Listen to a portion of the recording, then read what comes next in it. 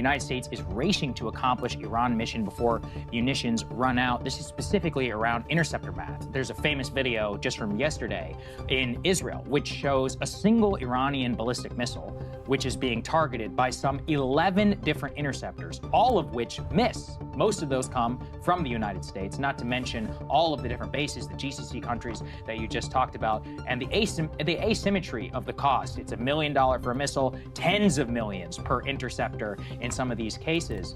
With these munitions running out, how does that change the global picture? So you're in China, obviously, much of the stocks in Asia of the United States are likely to have to be cannibalized if this were to go on. How's that going to affect the global picture here? Right. So my first point is that the United States military is not designed to fight a 21st century war. Remember, the military-industrial complex came to being after World War II, and it was designed to fight the Cold War. And the Cold War was really about muscle flexing, about who was able to send people up into space, who was the first to get the person on the moon, who had the more complex missile systems. And so the entire American military strategy revolves around very sophisticated technology that costs a lot of money to build. So unfortunately, he is right about this. This is a big problem for the US. The US is actually fighting against the natural order of reality and the universe itself here.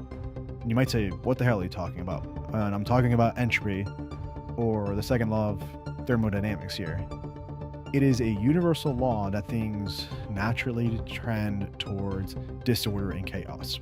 It takes much more time to wreck something than it does to build something or make it orderly again. You know, it takes 2 seconds to break a window, but it's nearly impossible to put it back together. It can take hours to build a nice sandcastle, but seconds to destroy it. You can squeeze all the toothpaste out of the tube, but you can't put it back in.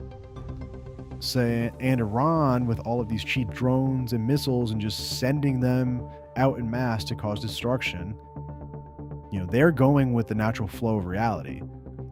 The US is trying to maintain order by stopping it. Order takes much more time and energy. So yeah, $1 million missile has to stop a $10,000 drone.